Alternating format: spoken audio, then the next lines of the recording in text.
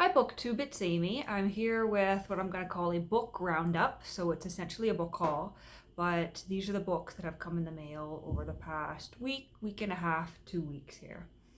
And I realized I've got a little bit of a stack here. I've got two that came today that are part of a set, and I've got four others that have trickled in over the past little while. But let's start with the newest arrivals. And this is a set of books from 1931. There's a bit of a glare because the 91-year-old dust jackets here are wrapped up in plastic, which is actually a good thing because it's protecting them. As you can see, there's a chip there, a little bit of it missing at the top of this one. But for the most part, these dust jackets are pretty much entirely intact. And this is an author I've not read before. It's quite likely you've not heard of this author either, but I came across this particular work in another book that I was reading a couple weeks ago, Books in My Baggage by Lawrence Clark Powell. And he mentioned that Highway into Spain was one of his favorite books of all time, and certainly his favorite, or one of his favorite travel memoirs of all time. And so in the midst of reading that, I went online to search out these books because they sounded very good. And this is the American edition from 1931, and it was published in two separate volumes. Although it's two volumes, it's essentially one work. Volume 1 is Highway into Spain, and Volume 2 is Beyond the Pyrenees. But the book was initially published in 1930 in the United Kingdom, and it was published as a single volume, just titled Highway into Spain. And so thanks to Powell's information there, I knew that when I was looking for this work, I was going to have to, if I wanted the two separate volumes, or if I wanted them in one volume, I was going to have to pay attention to the place of publishing, because if I had purchased Beyond the Pyrenees and then I had accidentally purchased the UK version of Highway into Spain, I would have ended up with two mismatched volumes, and Beyond the Pyrenees would have been repeated twice. And just by luck, these are what I came across, the two volumes. And I do love a good travel memoir. And I opened it up. We've got these beautiful end papers here. And I had opened it up, and the prologue, I'll just show you the title page here. The prologue begins with a letter where the author is writing to his friend Max and reminiscing on when they made this decision to walk to Madrid, as he says here, and how the writing of this book came about. And I had just browsed about a page, maybe 2 pages and a half when this first arrived, but I've not read anything more, because just from that first couple of pages, I know that as soon as I start to dig into this, it's going to be a binge reading experience. That it's going to be a necessity. I'm going to need to read straight through the volumes as fast as I possibly can, because just from the first couple of pages, it seems like that sort of book. And I'm quite excited. You know when you get a really great looking book in the mail, or you pick it up and you know just at first glance that as soon as you dive in, it's just going to be that kind of book that occupies your entire mind for a period of time. So that will be exciting.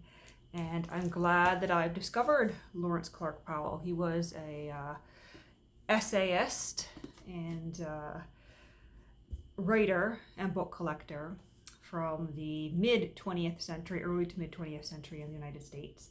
And he published a number of books about book collecting. And I think there's another one by him here. Maybe I said it at another spot, but there's another one by him around here somewhere. I think I've lost it, but I did pick up another one by Lawrence Clark Powell. It is just not on this stack, and there it is on the shelf over there. I should have brought that over as well, but I won't get up to get that. I'll just let you know that it's called A Passion for Books. It's by Powell as well, and it's got these beautiful marbled boards, and it is another collection of essays about books and book collecting and curating your library. But that's going to be the trend with these remaining final four here. I'll show you first of all another A. Edward Newton that I added to my collection. And this is another beautiful vintage dust jacket. As you can see, the dust jacket is almost entirely intact here.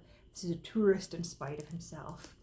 And I guess we're continuing on with the travel theme here, as well as the book collecting theme, because this is another one of Newton's collection of essays, yes, but it's also his travel memoir. And if we open it up here, this is coincidentally enough, this is also from 1931. So I've just shown you 3 books from 1931. But it's a collection of essays, of chapters about his travels. We've got one called In Scandinavia, in Paris, House Hunting in the Country, House Hunting in London. And so it looks like it's going to take a memoir format, and I'm sure there'll be lots of discussion about the books he picked up along the way.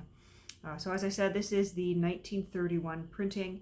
It's the 7th impression from January of 1931, but it was quite a popular book because we've got, well, 7th impression, but copyrights dating back to the date of publishing in September of 1930.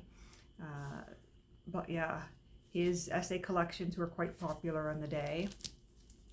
And this is one of 5 or 6 of his essay collections that I now own. So there's that. Haven't started reading that yet, but I did make it just over halfway through this one titled For the Love of Books by Jordan Smith over the weekend. It's not much to look at, no dust jacket here, just a little battered little book here. The remnants of somebody's book plate, and I wish that had just been left in because I'd rather see the book plate than see the remnants of it. And I think I've noticed that in some cases people try to remove the book plates thinking that they're going to somehow restore value, restore that clean look. And as you can see, it's very difficult to do, and I just would have rather had the book plate there. At least that would have been interesting. We've got Kenneth Bevis, 1935 in the front there, so I'm assuming that's a former owner. We've got a frontispiece of Arthur Machen, an unpublished sketch by Sarah Bixby Smith. Here's our title page here, Adventures of an Impeccinous Collector. And it is another collection of essays about book collecting. I admit I kind of skimmed some of the earlier sections here on collecting in English pastures and collecting Americans, just because it became kind of a who's who of a bunch of authors that have fallen out of fashion so much that I didn't recognize most of their names or their books. And certainly that would be interesting to many people, perhaps people who specialize in American literature, but that's not me. And I'm not saying that I'll never go back and read that in detail. It will be useful in the very least to have on the shelf as a reference, but I'm far more interested in some of the later bits in here, which is, I guess, more personal in nature to his collection and more interesting in his finds. And Jordan Smith, another new author to add to my collection here. And I don't think I mentioned the copyright date yet. Yeah, so this is a reprint from 1934, and the first edition would have been from 1934 as well. So that's 4 books from the 1930s. Here's another one that I've got my bookmark midway through. And this is Memoirs of Book Collecting by W. Kuru Hazlitt. Library discard, we've got an old call number on the spine there. And I actually went ahead and I added my own book plate here because there's already so much going on here that I have. You can see on the shelf behind me, I had picked these up a little while back, these old vintage book plates from the 70s. And I thought, well, you know, on some books it's kind of fun to paste them in. And at this point, my rule for pasting a book plate in is, you know, is it contemporary and replaceable? Is it something that is readily available? Have I already annotated it with my own notes? Or if it's old, is it already, you know, full of other people's book plates and stamps and that sort of thing? Because I still do have some qualms about putting book plates or marginalia into certain books just based on their condition and I guess how they feel. It's more of a feeling thing. Like, do I feel like putting a book plate in this is adding to its value for me, or do I feel like putting the book plate or the marginalia in is, you know, desecrating the book in some way? And there's no hard and fast rule. It's just, you know, a gut feeling. And I think it's possible I might have showed this in another video because I'm suddenly remembering showing off this reproduction of a painting of an auction. And if I did, I guess you get to see it again. If not, then at least you get to see it. Because this one came a couple of weeks ago, and it's been sitting on my reading table as I slowly work through it and as I slowly get distracted by other things. But let's see, I've read so far The History of Book Collecting, which was heavily English-centric. The author of this book is certainly all about English book collecting, and there's some views in here that I don't necessarily agree with, just about, you know, what's going to be in and out of fashion and which books are most important to collect. Certainly since Hazlitt wrote, there's been a shift towards what people of his era would have called, you know, the moderns and American literature. It's not just, you know, really old European and English literature that attracts people's attention now. It's been a few days since I picked this up, so I'm trying to remember where I was at with it. But yes, this was the one where he provided what he calls an experimental catalog of works which appear to possess a solid permanent claim to respect. And there's a list here of, I think it's about 100 works or so. But some of them were, you know, what we would now consider still classics, things worth reading and things worth collecting. And there's some where I kind of scratched my head and said, what is that? And why was it included on this list? We've got, you know, classics like Arabian Nights, Boswell's Life of Johnson. We've got Chaucer, Cicero, that sort of thing. Pilgrim's Progress.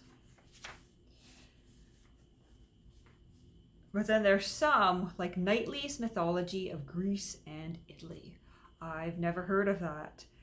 We've got Studies in Nidderdale. Haven't heard of that either.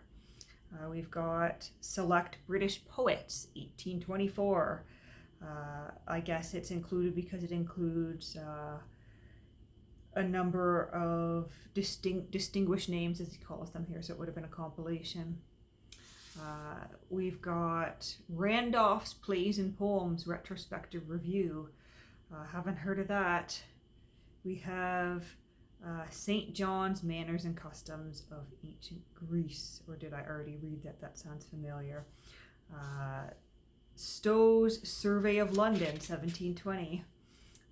Sidney's Arcadia. That one might ring a bell, but certainly not on the list of, you know, top 100 classic books to read. Walton's Angler. That's certainly not his most popular either. Wise's New Forest, which he says is the best edition for engravings. Once again, haven't heard of that. British Birds by Jarl. Once again, haven't heard of that. And so it's kind of a mixed bag. And it is interesting to read these old books and just see what, from their perspective, 100 or so years ago, they thought was worth collecting, was going to stand the test of time. And from our perspective, what actually has and what we actually care about today. Then we've got this more recent one. Nice, hefty, more recent one. And I've written myself a note in here. I think this is something that I wanted to look up. Mr. Drury's Manual of Book Selection. And this one has interested me quite a bit because it's written as more of a textbook or an aid for librarians in training and librarians who are practicing at the time. And I think we're looking at a 1935 initial publication date, but this is a revised second edition that was put out in 1950, and this is the 7th printing from 1957. But we've got a dedication to librarians in the front here. And it really is, from the preface and the foreword, it really is set up almost as something that might have been used for a class. And the author himself, Haynes, was a practicing librarian at an institution in the United States. And so he was sharing practical knowledge and practical experiences because we've got chapters here. I've only read the introductions, but we've got chapters here about people and books, daily help for daily needs, current book reviewing, makers of books, the art of annotation, physical aspects of books, biography, edition series and translations, travel, religion and philosophy, nature and science, sociology, drama. And so it seems to contain an overview of almost anything that someone might have needed in the days before the internet as we have now, to familiarize themselves with caring for books and helping people to find books and finding books for themselves. And, although it's set up a little bit as, a guide, a textbook, it's not written as a formal academic textbook. It's written, or it looks like it's written very much in the way that it's going to be enjoyable to read. And it was published with the intention that the general public or book collectors might pick it up as well. And so that'll be fun to dig into. But that brings us to the end of what's come in the mail in the last couple of weeks. And there are a few more on the way because I did go on a little bit of a spree about 3 weeks ago, and those will continue to trickle in. Anyway, I hope you're well, and I hope you're enjoying the month of March.